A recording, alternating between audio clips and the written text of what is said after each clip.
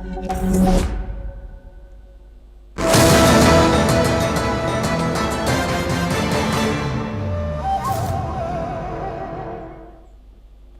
and welcome. I'm Suma Katauka and you're watching the China Report on NewsX World. Let's take a look at the top headlines of this hour.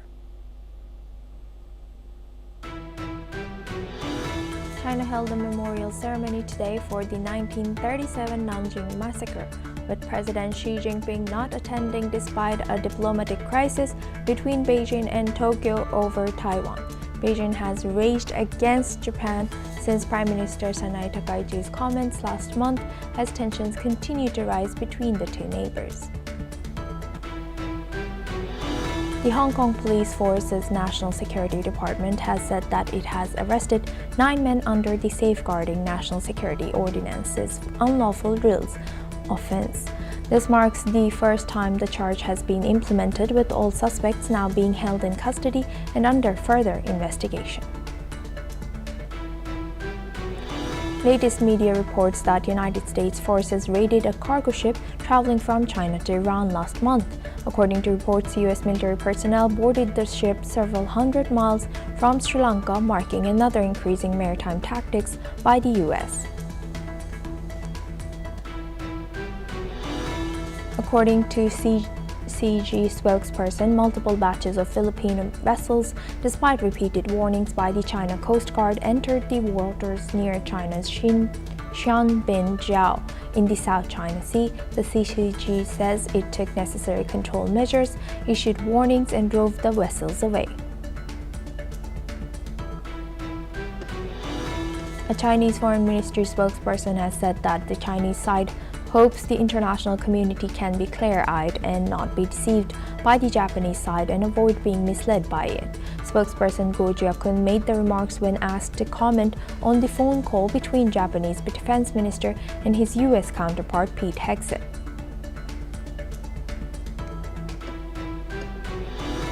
China's top political advisor Wang Huning has met with President of Luxembourg's Parliament Claude Weisler in Beijing. Wang, chairman of the National Committee of the Chinese People's Political Consultative Conference, said China is willing to work with Luxembourg and deepen cooperation. Singaporean Deputy Prime Minister and Trade Minister Gan Kim Yong will be visiting China from December 15 to 16 at the invitation of Chinese Vice Premier Ding Xuexiang. To deepen bilateral ties, will co-chair 4 major cooperation meetings in Chongqing, marking the 10th anniversary of China-Singapore Strategic Connectivity Project.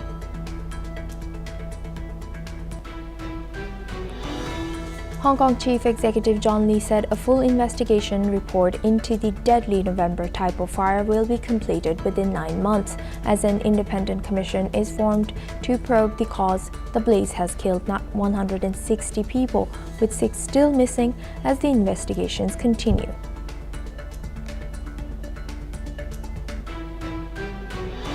Now for this hour, we start with South China Sea. China has announced that it has driven away a Philippine aircraft and multiple vessels near disputed atolls in the South China Sea.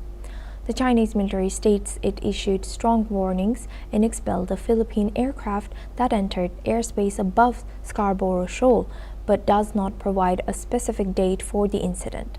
China claims nearly the entire South China Sea, a claim that overlaps with the exclusive economic zones of countries including the Philippines, Vietnam, and Malaysia. In a separate statement, the Chinese Coast Guard says multiple Philippine vessels entered waters near Sabina Shoal and were engaged in provocative actions. The Coast Guard claims it took control measures against the vessels, including verbal warnings and expulsion. The Philippine government has not yet commented on this incident. This latest confrontation comes as tensions continue to rise over sovereignty claims in the region. In 2016, a court ruling in The Hague found China's claims were unsupported by international law, but Beijing rejects the decision. Scarborough Shoal remains a key flashpoint in the region, with disputes over fishing rights and sovereignty.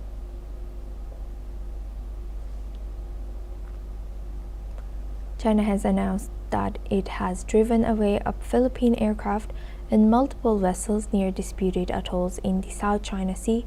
Chinese military states it issued strong warnings and expelled the Philippine aircraft that entered airspace above Scarborough Shoal, but does not provide a specific date for the incident. China claims nearly the entire South China Sea, a claim that overlaps with the exclusive economic zones of the countries, including the Philippines, Vietnam, and Malaysia. In a separate statement, the Chinese Coast Guard says multiple Philippine vessels entered waters near Sabina Shoal and were engaged in provocative actions. The Coast Guard claims it took control measures against the vessels, including verbal warnings and expulsion. The Philippine government has not yet commented on this incident. The latest confrontation comes as tensions continue to rise over sovereignty claims in the region. In 2016, a court ruling in The Hague has found China's claims were unsupported by international law, but Beijing rejects the decision. Scarborough Shoal remains a key flashpoint in the region, with disputes over fishing rights and sovereignty.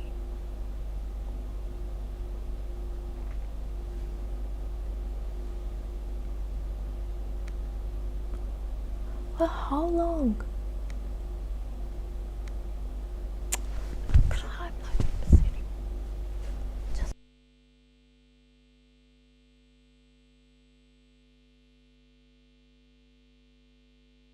Close it.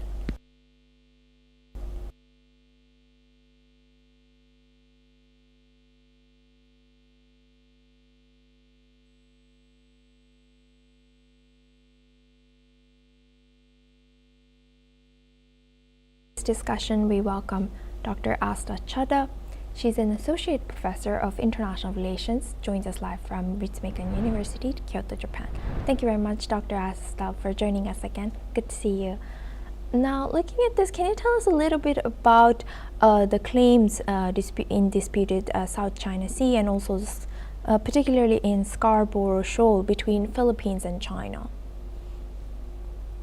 The Scarborough Shoal has been under dispute for quite some time now. I mean, if we go a little bit back in history, we'll read that China has laid claims to these, and the claims go as back as the controversial 9-9 claim from China. And this conflict was in the middle of probably looking towards some sort of resolution between Philippines and China, because if you remember back in 2016, it's almost 9 years ago, that the Permanent Court of Arbitration had ruled from The Hague and sided with the Philippines, which basically invalidated China's claims over these islands and over the wider the wider claims over the various islands, reefs and shoals that exist in the Spratlys or the Scarborough Shoal, but mainly the South China Sea, right? So if you look at the 9-dash line, it covers a huge strategic area for oil and gas reserves, for vital fishing grounds, and pretty much creates trouble for any two states or nations that are fighting with their claims under the international law over exclusive economic zones. So this has resulted, that the China not accepting that arbitration, not accepting the ruling, and then doubling down on its claims, which is based on the 9-dash line and then later on the 10-dash line, shows that this remains one of the most heated and active disputes in the South China Sea. But what happened recently was that China is claiming, or Chinese military is reporting, that they have expelled a Filipino aircraft from the airspace over the Sabina Shoal, which is part of the Scarborough Shoal. And China names them differently, right? China even has its own names for these disputed islands. Yes. And Chinese claims were basically in response to the Philippines ships in some way violating the airspace or violating its sovereignty. So this is one of those examples of an active conflict that has been going on for quite some time. But this is not just between China and Philippines. A large chunk of Southeast Asia, a large chunk of ASEAN nations are also engaged in this conflict with China. Yes, indeed. And building on that, what options does the Philippines have to defend its sovereignty claims without escalating tensions with China, if possible? Right. I mean, for the Philippines, they are looking at it. Earlier, they were looking at it through the lens of trying to hold a dialogue with China and trying to, solve it through diplomacy, which is the ASEAN way. But, given that there has been a rise in the gray zone tactics, and there has been a rise in frequent expulsions, use of cannons, harassment on both sides. Peace looks very unlikely based purely on diplomacy and dialogue. So for the Philippines, they've followed a two-pronged approach towards this. One is they have upped their own military capabilities. They have upped their own capabilities, which means they have equipped their own coast guards with regards to them being able to respond in case of an escalation of risk or escalation of any conflict. And the second is that at the heart of this is the fact that Philippines and US have a mutual defense treaty, which in some way links the United States to this issue in the South China Sea. And in some ways, according to Philippines, this is one of the deterrents that it has on its hand to ensure that despite miscalculation, despite accidental conflict, it never flares up into a full-blown military conflict or something which would deeply endanger Filipino security and Filipino sovereignty. Very insightful. Thank you very much, Dr. Chadha, for sharing that. Please stay with us as we come back to you for our next discussion as well. Now, moving on, tensions flare between Thailand and Cambodia as President Donald Trump announces a ceasefire effective from Friday. Following renewed clashes along their 817 kilometers border, Trump has said that both leaders, Prime Minister Anutin Charnvirakul of Thailand and Cambodia's Hun Manet, has agreed to halt the fighting after days of artillery and rocket exchanges. However, hours after Trump's announcement, Thailand's military reportedly dropped bombs on Cambodian territory, raising doubts about the ceasefire's credibility. While Cambodia's Prime Minister Manet has called for verification from the US and Malaysia, urging clarity on who fired first. Despite Trump's efforts, the border conflict continues to escalate, with both sides blaming each other for the renewed violence. Let's listen into what the US President has shared about this.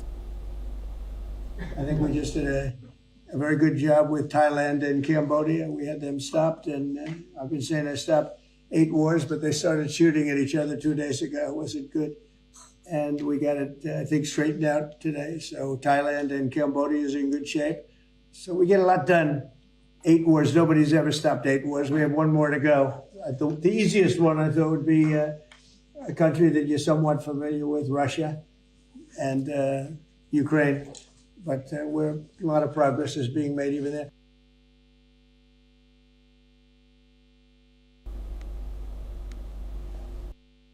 For this discussion, we welcome back Dr. Asta Chadha. She's an Associate Professor of International Relations, joins us live from Kyoto. Thank you very much, Dr. Chadha, for staying with us. Now, from your analysis, how effective has U.S. role been in this particular conflict over here between Thailand and Cambodia?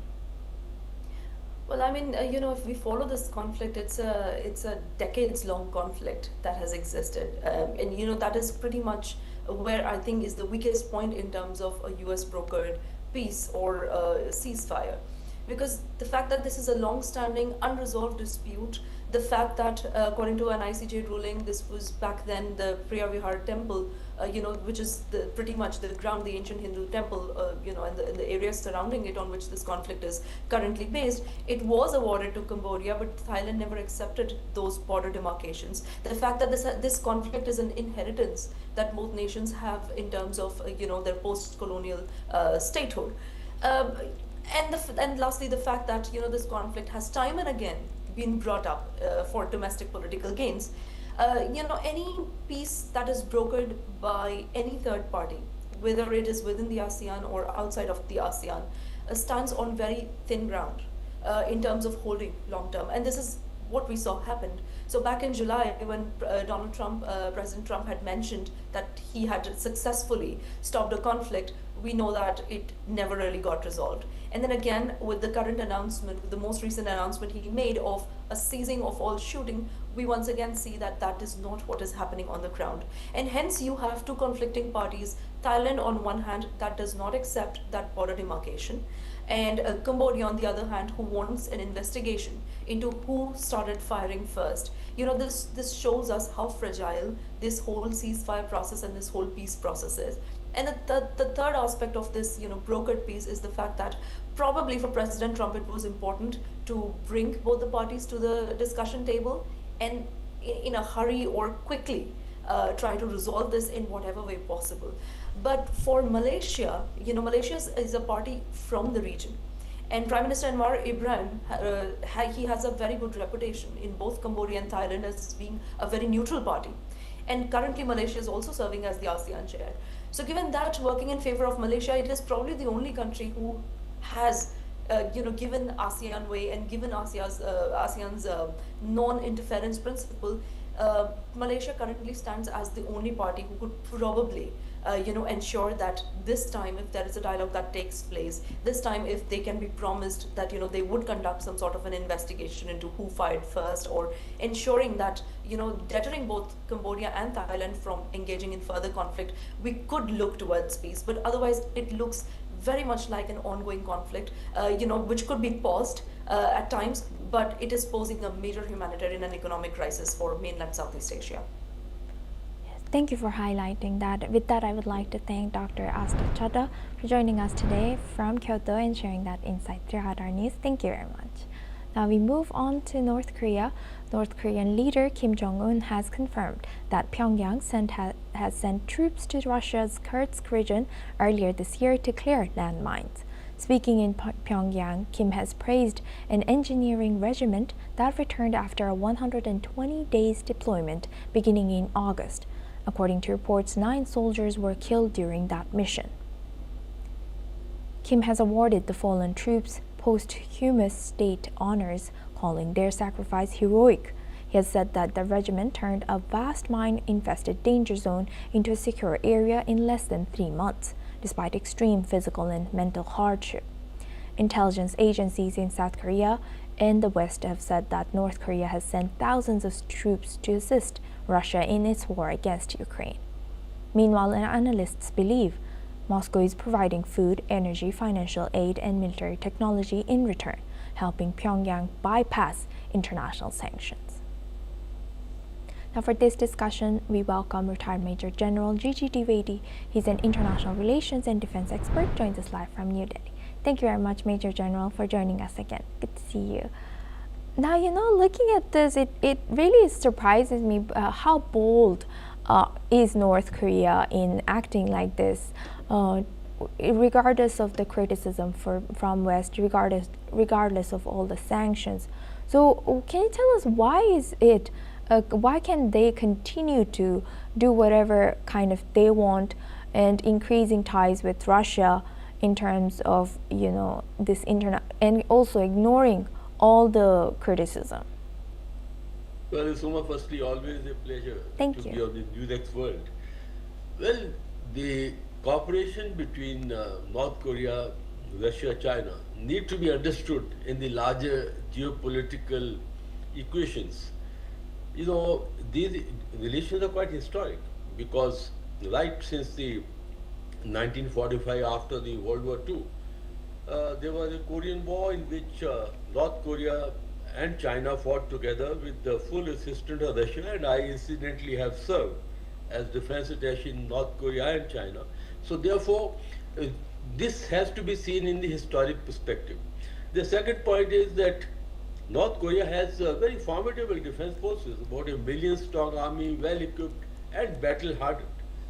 Now this current cooperation between Russia and North Korea is seen only as an extension of the past alliances and the past partnership.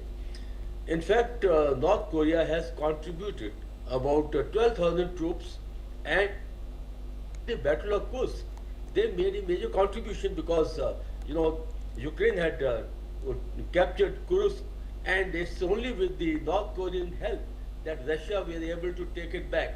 And in that war, the battle, almost 2,000 North Korean troops sacrificed their lives. So therefore, this cooperation is not only restricted to the clearance of mines, it is actually fighting side by side along with the Russian forces, and this is actually the ground reality, because today we are seeing an alternate alliance emerging, which is Russia, China, North Korea, Iran, all coming together. So therefore, when we look at the North Korean contribution to the war in Ukraine, has to be seen in the larger perspective. And of course, President, the great leader or the dear leader Kim Jong-un had publicly acknowledged the contribution of the North Korean soldiers in Ukraine, and he has also commemorated and decorated those who have done extremely well. And in fact, in this contribution of 12,000 troops, there are about 500 officers as well, including the generals. So all I can say is that cooperation between North Korea and Russia is a ongoing process which has historical linkage right from the time of Kim Il-sung, the first leader of North Korea, and this is continuing, and this alliance is actually got strengthened. And in payback, North Korea got financial aid, they got the technology to upgrade their systems, and even food and other material assistance.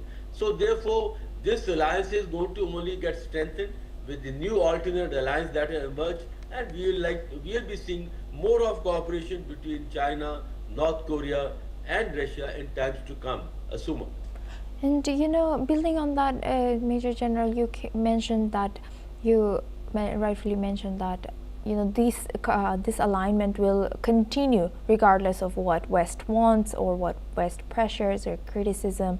So how should neighboring countries, particularly Japan, South Korea, maybe China is not facing any dangers from North Korea in particular, but Japan continues to see missiles launched against them.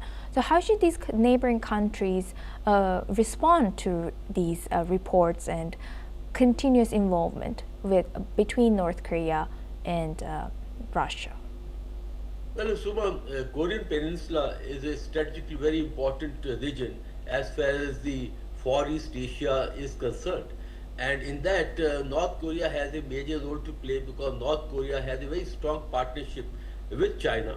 And in fact, China and Russia uses North Korea as a counterbalance whenever the heightened tensions are there in the Korean Peninsula. And Kim Jong-un is known to fire missiles whenever there is a cooperation or the exercises conducted by America along with South Korea and of course Japan. Now there are two alliances which, as I mentioned, one is the North Korea, China, Russia alliance, and second side is the Americans. America has a defense partnership, and also they have a kind of a pact, a defense pact with South Korea, with Japan, and in fact, unwritten, Taiwan Relation Act, which also legitimates or legalizes the relation with Taiwan. So therefore, these two sides face each other, and rightly so. You mentioned that countries like South Korea, Japan, Taiwan, they actually face real-time threat from the North Korea, China, and of course now the Russian axis. And just for the information of the viewers, America has about 25,000 troops stationed in South Korea, and the demilitarized zone that is along the 30th parallel is a very highly fortified defense line which I had the opportunity to visit a couple of times when I was defense attaché in North Korea. And similarly, in Japan, the Americans have about 40,000 troops, yes, and formidable bases in Okinawa. So the point is that there are two. Major General, unfortunately we're running out of time for that discussion, but thank you very much for sharing that, and please stay with us as we come back to you for our next discussion as well. Now, moving the focus to US, Iran, and China, US officials have stated that a special operations team operating in the Indian Ocean intercepted and raided a vessel last month that was sailing from China towards Iran, seizing what they described as military-related materials. According to the US military, the cargo included components assessed as potentially useful for Iran's conventional weapons programs. The seized items were later destroyed to prevent their use or proliferation. Meanwhile, the boarding operations took place several hundred miles off of the coast of Sri Lanka. in international waters as the U.S. forces have boarded the ship as part of ongoing efforts to disrupt the transfer of weapons and sensitive materials that Washington has said that it violated the international sanctions and contributed to regional instability. Now for this discussion, we welcome back retired Major General Gigi Dwivedi. He's an international relations and defense expert, joins us live from New Delhi. Thank you very much, Major General, for staying with us. Now, moving forward with this discussion, now how dangerous is this situation, and what are we to make of this latest report coming in after almost a month? Could there be any reasons that this report is publicized with a delay? Well, Suma, the point is that there is a deep rooted relationship between Iran and China, and they have in fact a 25-year strategic pact in which it covers various dimensions of the defense cooperation, including equipment, technology, and also trading.